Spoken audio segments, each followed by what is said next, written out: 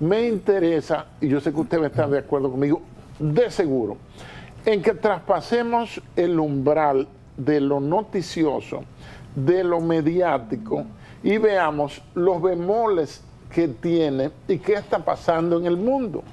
No, y el aspecto legal de ese hecho. De cómo se pisoteó el orden internacional, las relaciones internacionales, la supuesta, que es una ficción, la libre determinación de los pueblos, la soberanía, y de cómo Trump, que habla sin teleprompter y sin discursos prescritos, diseñado por otro, redactado por otro, no esperó 72 horas para decir a su ministro de Energía y Minas, al ministro Wright, que el gobierno interino que encabeza la ex vicepresidenta Delcy Rodríguez, reconocida por el Supremo y por las mismas Fuerzas Armadas, con Padrino López a la cabeza, como ministro de Defensa, le va, no dice si es donar, le va a entregar. Le va a entregar. Es decir, esto es de 30.000 a 50.000 barriles de petróleo. No, millones de barriles. Y que ellos lo van a refinar en refinerías. Eso le da un boom a no solo económico a Estados Unidos, una oportunidad tremenda, sino al lobby al oil, del petróleo y sus derivados, esas empresas estadounidenses. Pero mire, sorprendentemente hoy leo que aparece en las redes, ¿no? Uno no debe confiar mucho en ello, pero viniendo del personaje que me voy a referir, yo no lo dudaría. Diosdado Cabello ha dicho que a Estados Unidos no se le va a entregar ni un solo barril de petróleo. Ahí comienza la primera discordia entre Delcy Rodríguez y él, que según se ha comentado, porque uno aplica lo que dice la Biblia, escudriñarlo todo y retener lo bueno. Lo que pasa es que en este mundo mediático uno no sabe qué es lo bueno y tiene que estar buscando bien, pero ahí hay un choque de intereses entre un señor que es un mega ministro, que junto con el mismo Diosdado Cabello y el señor Rodríguez, pues tienen y tuvieron una gran cuota de poder, porque hay que decir aquí, en este momento, para el mundo, y para todo el que nos vea, que el chavismo, chavimadurismo, el régimen está intacto. No tiene cabeza y por ejemplo histórico, por lo general van, y ya comenzaron, las jaladeras de greña y la lucha por el poder, las luchas intestinas, que esa división precisamente los va a debilitar. Podría extrapolarse, a cuando Estados Unidos, en la presidencia de George Bush padre, dejó inconclusa la tarea Irak, que eso nos dejó al mundo. ¿Cómo va a ser que dejaron a Saddam Hussein ahí después que lo satanizaron tanto?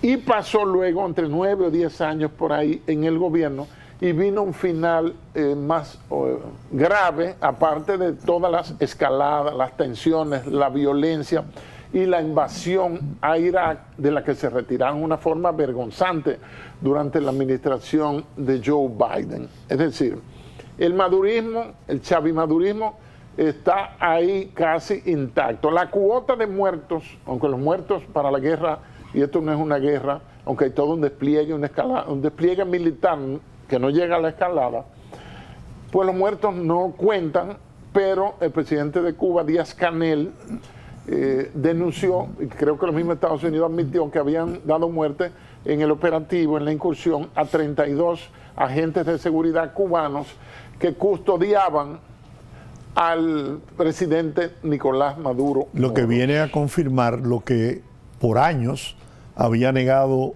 Venezuela y Maduro y el propio Díaz-Canel, el presidente de Cuba, de que no era cierta la presencia militar cubana en territorio venezolano. Presencia permanente. Permanente. Mira, yo tengo una experiencia con Fidel Castro.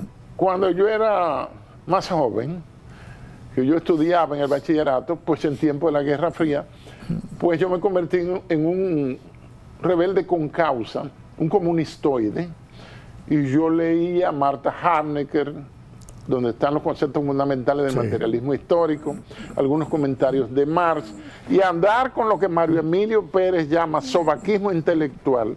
Yo cometí ese pecado, de ese atractivo por cómo se nos vendía la utopía socialista. Yo fui de la gente. Entonces después, no milité en ningún partido, yo era apenas un adolescente, y pasado el tiempo, ellos mismos me convencieron del peligro que representa esa tendencia izquierdosa, socialista, comunistoide, siglo XXI, como usted la llame. Lo digo incluso como una forma de mea culpa, porque en mi libro Historiofagia, que es una palabra que yo me inventé, que está en Amazon, vamos a utilizar para hacerle promoción. Claro. Ahí yo anexé un ensayo que escribí, Socialismo Bolivariano, la tercera ideología. Y lo quise escribir, 30 y tantos de páginas, sin leer a los tratadistas del socialismo bolivariano, a Levi Strauss, por ejemplo, para evadir la posibilidad de algunas, tener una visión más personalista, aunque pueda verse como egoísmo creativo. Pero, ¿cómo usted va a tomar como modelo, con todo el respeto que merece el muy noble pueblo cubano, que está arrodillado hace 67 años con esta aventura de la supuesta revolución cubana, que el mismo, antes de morir, el doctor Fidel Castro Ruz admitió el fracaso de la revolución después de 60 años en ejercicio del poder? En términos históricos, eso resulta como demasiado excesivo. Ya hace el año 67, porque Cuba no entró el 1 de enero a la órbita soviética. No. Incluso él fue en febrero a Nueva York, estuvo en D.C., se retrató con una camiseta I Love New York y tomando una Coca-Cola muy occidental, pero después, creo que en septiembre, es que él va donde Nikita Khrushchev y le coloca un país que es, se dice, Cuba es geografía, bajo la órbita soviética, para agudizar y traernos, en cierto modo, a América Latina las probables calenturas de la Guerra Fría. Sí. Me arrepentí, ya hice mi mea culpa. Usted es testigo. General, ¿por qué razón los Estados Unidos, el gobierno de los Estados Unidos, solamente actúa con el propósito de extraer a Nicolás Maduro y llevárselo hacia Estados Unidos para enfrentar la justicia? ¿Cree usted o piensa usted que quedó inconcluso el trabajo, la acción? Porque, como usted muy bien señala, ahora quedan varias cabezas del madurismo, chavismo. La nómina está casi intacta. Y eso traerá como consecuencia enfrentamientos más temprano que tarde. Ya están. Ya están. ¿Por qué? Porque Diosdado Cabello, que en el momento en que Chávez escogió a Maduro, entendía que él era el segundo hombre que debió ser señalado. No, el sustituto. Exacto, el sustituto. El eventual sustituto. Pero no sucedió así porque Nicolás Maduro contaba con el apoyo de Fidel Castro, que fue quien lo apadrinó para esa escogencia. Entonces, quedó inconcluso eso. ¿Qué se puede producir en Venezuela? Incluso el presidente Donald Trump descalifica a Corina Machado después de haberla elogiado y haber incluso dicho que el presidente electo Edmundo González había ganado las elecciones y entonces descalificaba el proceso. Ahí hay ahí hay que profundizar, una maraña. Sí, en el análisis, porque la verdad que está confusa. Está muy confuso. Desde el principio yo lo vi, y ya lo dije en este asiento, que la tarea es abiertamente inconclusa. Hay pocas obras inconclusas que pueden ser geniales. Ahí está la octava sinfonía de Schubert, Sí. que es la inconclusa.